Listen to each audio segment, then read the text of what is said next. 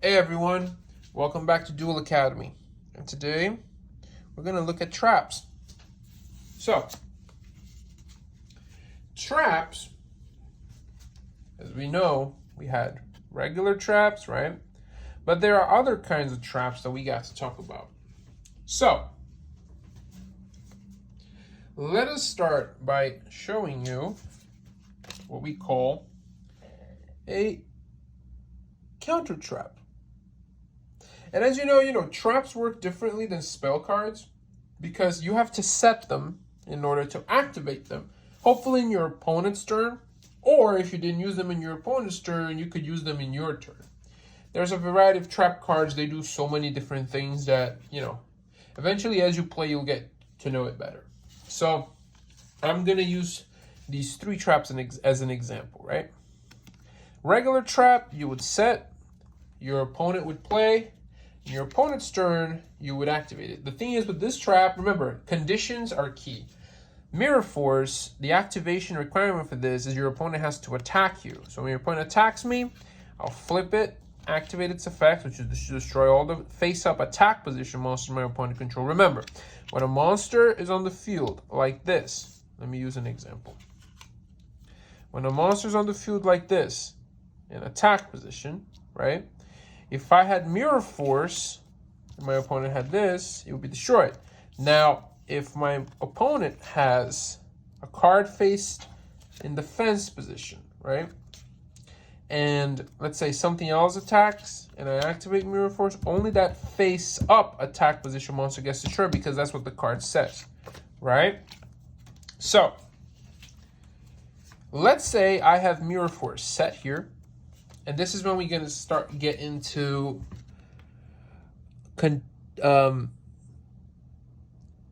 counter traps. We call these counter traps. How do I know what's a counter trap? Up here, as you can see, we have like an arrow pointing to it. So that's what a counter trap is. You have that arrow pointing back, right? So a counter trap works in the way that you would think it works. See, there's these like groups of cards called the Solomon. So there's Solomon Warning, Solomon Strike, and Solomon, if I remember correctly, it's Warning, Strike, and Scolding. There's Solomon Judgment. There's a lot of different ones. But I have right here Solomon Strike. And Solomon Strike says, let's read it together. When a monster would special summon or a monster effect is activated, pay 1,500 life points, negate the summon, and if you do, destroy that card. Right? So, let us say that my opponent has Solomon Strike set, right? And just for the sake of it, let's say that I summon Junk Synchron, the monster I have, in attack position. Since it's a normal summon, he can't Solomon Strike me. But I normal summon, and then I activate his effect. Junk Synchron's effect says I can special summon a level 2 monster from the graveyard. So let's say I happen to have a level 2 monster in my graveyard, right? And I go, Junk Synchron's effect, special summon a level 2. And on that effect, right, I can Solomon Strike. It's a counter trap. What does a counter trap mean? Counter trap means you can be activated. It's more flexible. And also, let us say I have a monster effect, just as an example, that when I summon, I am allowed to pop or destroy the back row. Before that effect goes off, let's say I special summon, then I'm able to destroy. Before I'm even able to do anything, the moment I special summon a card, he can respond. So that's the thing about a counter trap. And a counter trap is stronger than a regular trap, right? So, example. We also have, okay. So let's say our opponent, remember, our counter trap is set. Now let's talk about a third trap in order to really pull everything together. We also have what's called a continuous trap. Continuous trap, just like continuous spells, have the infinity symbol. You see the infinity right there. And counter traps work just like any regular traps. You just set them, right? And the only difference is when you do activate them, right, they just won't leave the field. Just like regular, like the continuous spells I told you guys about. Continuous spells and continuous traps behave in the same way. They're on the field for as long as they have to be. Till they're destroyed, till they destroy themselves, or until your opponent destroys them. So let us use a scenario here where I have Mirror Force, and I set Mirror Force. I also have Royal Decree, and I set Royal Decree, right? And I have Rush Warrior in the graveyard, and I have Junk Synchron in hand. My opponent has Solomon's Strike. Solomon's Strike on his side of the field, right? Let's say I will normal summon Junk Synchron, special summon Rush Warrior. My opponent can Solomon's Strike. That's a counter trap. He can respond to effects with that, right? And then what I can do is, right, since it's my turn right now and I just set these cards, I can activate them, right? So what will happen is this would be destroyed. The effect wouldn't happen, right? And let's say I end my turn here. Remember, traps, no matter, unless they are continuous, whenever the effect resolves, they go to the graveyard, right? So let's say this effect goes to the graveyard, right? I'll just put it here. Now, let us use the example of our original trap. Let's say our opponent has this monster. This monster attacks into me. What I can do is activate Mirror Force. Remember, this is during their turn. I already set this card. The thing we have to realize is when you set a trap, you have to wait an entire turn in order to use it. What does that mean?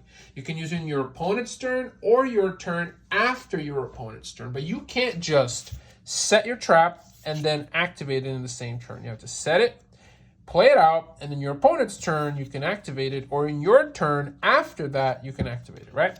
So let us just say it's been a turn, it's back to us. It's in your opponent's turn now. He attacks, I activate Mirror Force, right? His face-up attack position monster gets destroyed. Mirror Force has fulfilled its purpose, so he gets destroyed. And then just before I end my turn, I activate Royal Decree. Remember, this is a continuous trap, so it's going to sit on the field as long as it has to. And Royal Decree has the effect that says it can negate all other trap effects on the field. What does that mean? If I have Royal Decree faced up, and let us use the analogy of, remember, on the field, guys, means on both sides on the field, not just my side. So let's say I activate Junk Synchron's effect to special summon Rush Warrior. My opponent can activate his Solomon's Strike, but because Royal Decree is here, he will pay 1,500, but nothing would happen. It would just go to the graveyard because it negates, right? And then let's say he attacks into me. I activate Mirror Force.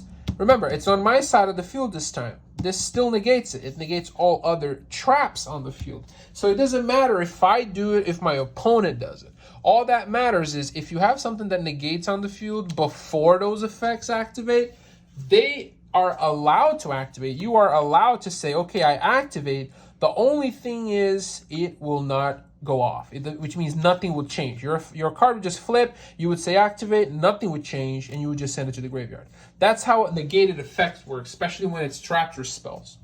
So yes, those are the 3 types of spells that we have, my friends.